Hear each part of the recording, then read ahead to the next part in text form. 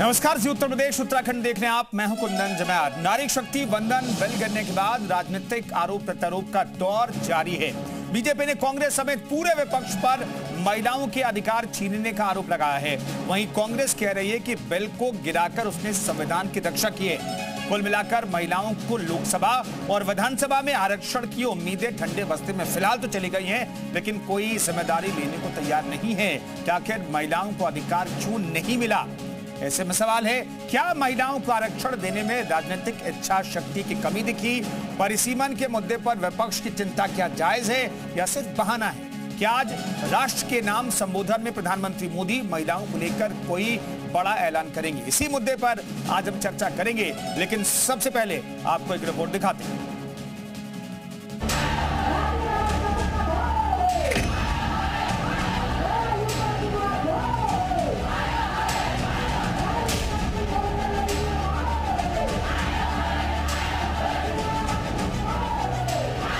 मत देने वाले सदस्यों के कम से कम 2/3 बहुमत द्वारा पारित नहीं हुआ।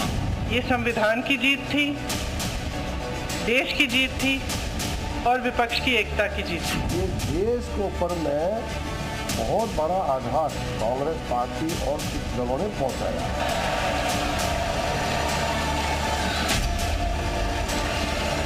इस बात का उन्होंने राजनीतिक जश्न मनाया कि उन्होंने देश की साधारण महिला के राजनीतिक आकांक्षाओं को कुचला। हम महिला विरोधी नहीं है। इस देश की नारी दुर्गा है, काली है, सरस्वती है, उसको आज इस्तेमाल की वस्तु बताया जा रहा है।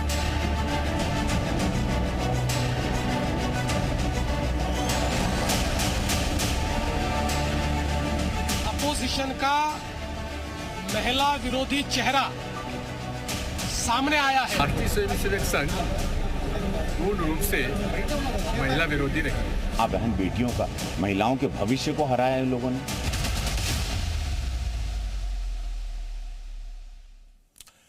तो कौन कसूरवार है, ये अपने आप में बड़ा सवाल है, इस पर चर्चा करेंगे। लेकिन महिला आरक्षण बिल गिरने पर प्रधानमंत्री का बयान आया है। महिला आरक्षण बिल अटकने पर पीड़ा किया, जिक्र किया है प्रधानमंत्री मोदी ने। निजी तौर पर सभी दलों से समर्थन मांगा था, पीएम ने इसका भी जिक्र किया। महिलाओं के लिए ऐतिहासिक बिल लाए थे, हमारी लड़ाई अभी खत्म नहीं हुई है, प्रधानमंत्री ने कहा है। कांग्रेस और डीएमके परिवारवादी पार्टी है, इसका भी जिक्र उन्होंने किया। डीएमके पूरी तरह बेनकाब हो गई है, प्रधानमंत्री ने ये चुनावी सभा में बयान दिया।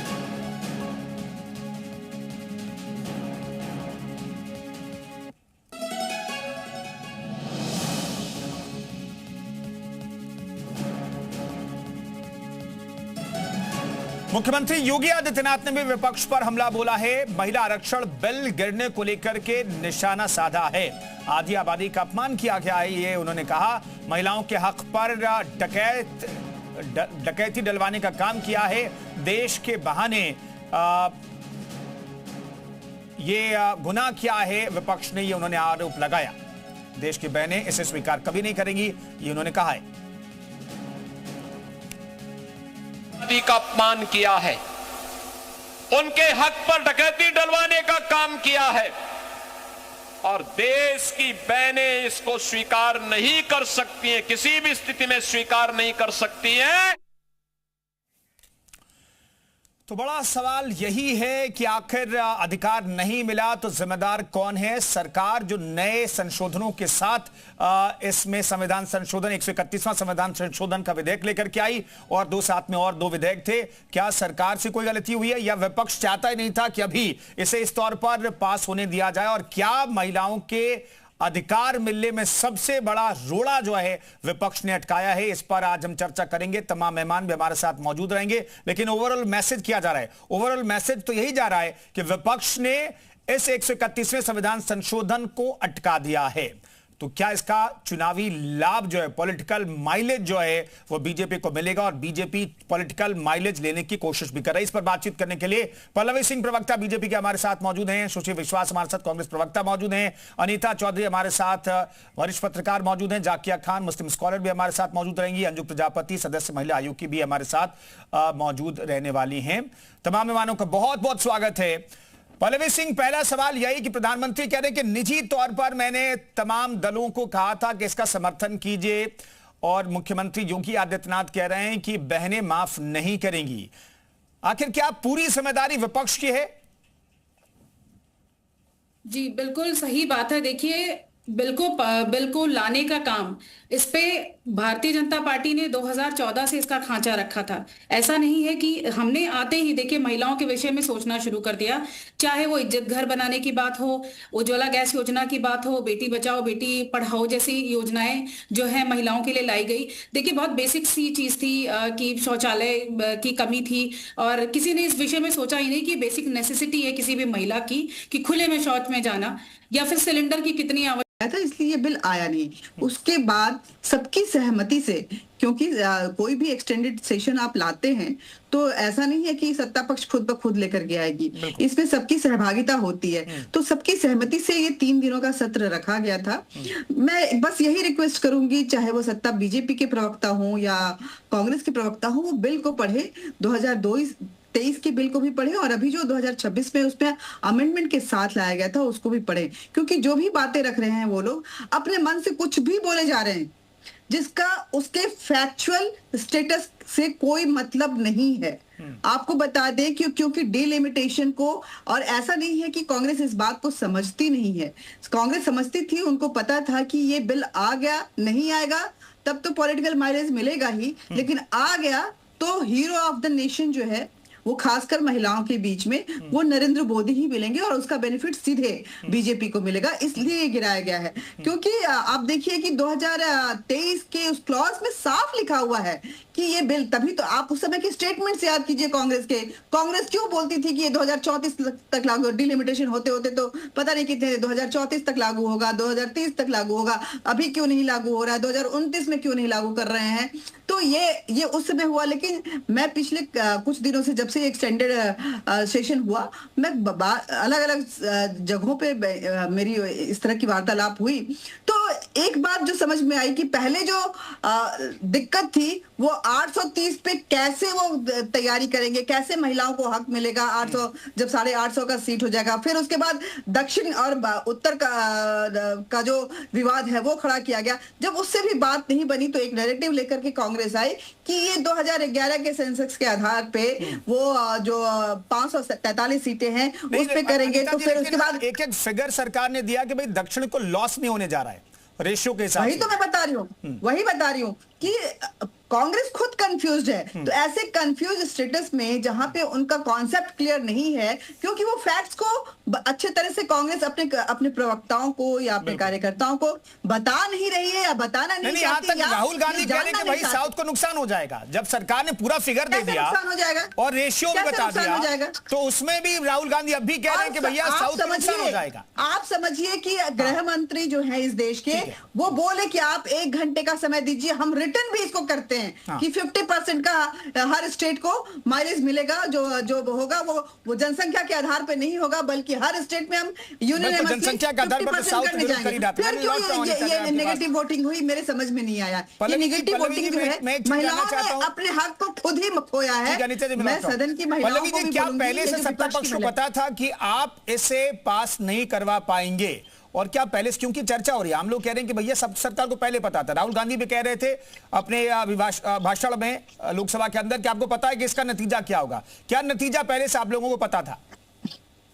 देखिए, राहुल जी श्योर थे कि वो इस बिल को पास नहीं होने देंगे। हम श्योर थे, हम कहीं ना कहीं ये सोच रहे थे कि महिलाओं के हक की बात है, ये कोई भारतीय जनता पार्टी अपने पक्ष में वोट नहीं करा रही है, ये जनता की बात है, देश में महिलाओं की भागीदारी की बात है, जो महिलाओं को रिप्रेजेंट करेंगी अलग अलग स्टेट से, उनकी बात है। तो हम तो श्योर थे कि इसको जो है समर्थन मिलेगा। और इवन माननीय मोदी जी ने सदन में ये भी बोला था कि इसका क्रेडिट आप सब भी ले लीजिएगा, हम सब आपको भी थैंक यू करेंगे। लेकिन नहीं, राहुल जी तो इसलिए, राहुल जी और समाजवादी पार्टी, देखिए समाजवादी पार्टी ने तो कभी इस बिल का सपोर्ट नहीं किया शुरू से। यदि देखते आ रहे हैं कैसे कैसे ये लोग कमेंट पास करते थे, चाहे प्रकटी महिला वाला उठा लीजिए या घर में चूल्हा चौका कौन करेगा। तो ये बिल्कुल मन बना के बैठे थे कि हमें तो समर्थन नहीं करना है, क्योंकि इनका बस एक है कि इनको किसी भी तरीके से भारतीय जनता पार्टी का अपोज करना है, चाहे वो सही बात भी हो उसका भी कुछ ना कुछ निकाल लेंगे। और गलत नैरेटिव सेट करना देखिए कोई नई बात नहीं है, संविधान खत्म हो जाएगा, आरक्षण समाप्त हो जाएगा, इस तरह का नैरेटिव जो है ये पहले भी सेट कर चुके हैं, पहले भी जनता को बरगलाने का प्रयास इन्होंने किया है। तो अभी ये जनता के बीच में, महिलाओं के बीच में ये नैरेटिव लेके जा रहे हैं कि हम गलत बिल लाए थे, उसमें ये था, परिसीमन नहीं था, जनसंख्या के आधार पे नहीं है, बहुत सारे उसमें लॉजिक्स निकाल रहे हैं। तमिलनाडु का शुचि जी, मैं एक छोटा सा रिएक्शन आपसे जानना तो चाहता हूं कि भाई अभी जो संशोधन सरकार लेकर के इसमें सबसे बड़ी आपत्ति किस चीज पर थी? जल्दी से आप मैं बता दीजिएगा। देखिए इन लोगों को सबसे पहले उन्होंने कहा कि जी सबसे पहले भारतीय बीजेपी प्रवक्ता का कहना है कि 15% महिलाओं को उनके यहाँ भागीदारी है। मेरा स्पष्ट प्रश्न है कि कितनी उसमें दलित है, कितनी उसमें ओबीसी है, और मुर्मू जी को छोड़ दीजिए तो कितनी आदिवासी और वनवासियों को आपने प्राथमिकता दी है, और आपके संगठन में कितनी प्रदेश अध्यक्ष महिलाएं हैं? पूरे देश भर में आप एक लंबे कार्यकाल से हैं, कितने प्रदेश अध्यक्ष महिलाएं हैं, कितने प्रदेशों की मुख्यमंत्री महिलाएं हैं? नहीं सुन लीजिए, अब आप निर्मला सीतारमन जी की बात करेंगी, अब आप बोलेंगी नहीं निर्मला सीतारमन जी है ना, जो अर्थव्यवस्था पाताल लोक में ले जाकर डिमोनेटाइजेशन करके गब्बर सिंह टैक्स लागू करके प्याज नहीं खाती है, ओला में नहीं जाती है। अगर आपको रबर स्टैंप की आप बात कर रहे हैं, आप कांग्रेस को भाई आप 543 लोगों पर क्यों नहीं लागू कर दे रहे हैं 50% रिजर्वेशन? अपने घर से इस बात का प्रमाण देने की शुरुआत करिए, पहले संसद में लागू करिए, 100% विपक्ष आपके साथ खड़ा है। अगर आपकी कोई हिडन मंशा नहीं है, अगर आपके हृदय में कोई खडेर नहीं, अगर आप देश की महिलाओं के लिए मसीहा बनने का सेंसस, तो इसको अलग करिए विमेन रिजर्वेशन बिल के साथ, 23 वाले बिल के साथ विपक्ष खड़ा है। लेकिन आप अपने हितों को सिद्ध करने, भाई जनता की आवाज सत्ता पक्ष है ना, तो अब उस पर सवाल उठाने का तो विपक्ष को अधिकार है, लेकिन आप उस पर नैरेटिव सेट कर रहे हैं। मैंने शुचि जी सिर्फ इतना पूछा, शुचि जी मैंने इतना पूछा कि इस संशोधन के साथ सरकार 2029 में इसे लागू करना चाहती थी, इसमें सबसे बड़ी आपत्ति का विषय क्या था? संगठन में भागीदारी क्या है? उनसे पहले इस प्रश्न का उत्तर लेना अनिवार्य है। भाई कितनी प्रदेश अध्यक्ष और कितने मुख्यमंत्री? नहीं तो वो यही सवाल वो आपसे पूछ सकती हैं भाई, वो भी पूछ सकती है कितने मुख्यमंत्री आपने दिए, महिलाओं को मुख्यमंत्री बनाया, कल इस पर भी चर्चा हुई, कितने मुख्यमंत्री बीजेपी ने दिए, कितने मंत्री हैं, इस पर चर्चा हो चुकी है। ठीक है, जाकिए जल्दी से हमें बता दीजिए क्या बेहतर नहीं होता? मेरा फिर से वही सवाल है, क्या बेहतर नहीं होता कि ओवरऑल महिलाओं को पिछड़ा मान करके हम उन्हें पहले अधिकार देते और फिर एक वक्त के बाद चूंकि सेंसस हो जाता, सेंसस होगा, फिर डिलिमिटेशन हो जाता, फिर तय करते कि भैया अब ये फिगर है और इस फिगर के हिसाब से ये इतनी महिलाओं को आरक्षण मिलेगा। क्या वो बेहतर नहीं होता जाकिया जी? 27 साल लगे इस आरक्षण को यहाँ तक पहुँचने के लिए, जहाँ सारे सत्ताधारियों ने मिलके एक साथ में पास किया 2023 में। अब इस आरक्षण के बिल में अगर डिलिमिटेशन और जनगणना को नहीं रखा जाए और ओबीसी को, एससी, एसटी को नहीं ऐड किया जाएगा, तो अनदर 27 साल तक सिर्फ ये 33 से 48, जो कि ऑलरेडी हमारी कौन 48 है, हम आधी आबादी में है, तो 33 तक क्यों सीमित? पहला चीज। दूसरा, 48 तक पहुंचने में क्या अनदर 27 लगे? उससे बेटर है कि इसमें सही तरीके नहीं जाके अभी तो 33 की बात कर लेते ना, अभी छोटे नंबर्स की बात कर लेते, 48% पे बात हो जाएगी। महिलाओं को तो बराबरी का हक मिलना चाहिए, 48 भी मिलना चाहिए, 50% मिलना चाहिए। ये समाज तो पढ़ा लिखा समाज वही चाहता है। पॉलिटिकल क्लास पहले 33% तो दे ले, जिसके लिए 30 साल से जद्दोजहद चल रही है। अगर काउंटेड देखें, डॉक्यूमेंटेड देखें तो 30 साल से जद्दोजहद तो चल ही रही है। अनीता जी, मैं जानना चाहता हूं अब सवाल यह कि भाई अब कब लागू होगा? जो 2023 में महिला आरक्षण विधेयक पास हुआ, उसे अब कब लागू किया जा सकता है? क्योंकि जब पास किया जा रहा था तो विपक्ष कह रहा था कि भैया 2029 में लागू करो, 2029 में इसके तहत ही चुनाव हो। लेकिन अब मौजूदा स्थितियों में अब महिलाओं को, यहां पर पैनल में बैठी महिलाओं को, या फिर जो देख रही हैं, जो फिर चुनाव लड़ना चाहती हैं, विधानसभा में जाना चाहती हैं, लोकसभा में जाना चाहती हैं, वो अब कब उम्मीद करें? देखिए, ये तो अब विपक्ष, क्योंकि जब तक कॉन्स्टिट्यूशनल चेंजेस नहीं होंगे महिलाओं को बराबरी का हक नहीं मिलेगा। सरकार उसको लेकर के कितना फिर दोबारा लाने के मूड में है या नहीं है, विपक्ष के साथ किस तरह से उनकी बातें होंगी और विपक्ष कितना सहयोग करेगा, इसी पे सारी चीजें हैं। जब तक पटल पे नहीं आएगा और उसको पूर्ण सहमति नहीं मिलेगी उस बिल को, तब तक तो वो बिल आने से रहा। ऐसे में ये जो महिलाएं यहाँ पे बैठ के प्रॉस एंड कॉन्स उसका ढूंढ रही हैं, उनको तो सबसे पहले ये ढूंढना चाहिए कि हमारा हक कैसे मरा, चाहे इरिस्पेक्टिव ऑफ द पार्टी, चाहे वो किसी पार्टी की भी हो, उनको सबसे पहले अपना हक ढूंढना चाहिए कि ये 33% जो आ रहा था उसको आपने क्यों स्टेप डाउन कर दिया, क्या वजह थी स्टेप डाउन करने की। देखिए ये परिसीमन भी जो है, परिसीमन तो अभी भी जनता वही है, सिर्फ उसकी काउंटिंग को बाइफरकेट किया जाएगा ना, और उसके आधार जो छोटे जिले बनेंगे, जो अभी 40 लाख का एक जिला है, उसको हो सकता है एक क्षेत्र जो है, एक चुनावी क्षेत्र जो है 40 लाख का है, उसको 20 लाख का कर दिया जाएगा, ताकि नेता को अपनी जनता से इंटरेक्ट करने में ज्यादा आसानी हो और जनता को भी अपने नेता के साथ मिलने का ज्यादा से ज्यादा मौका मिल सके। इससे ज्यादा इस परिसीमन से कोई।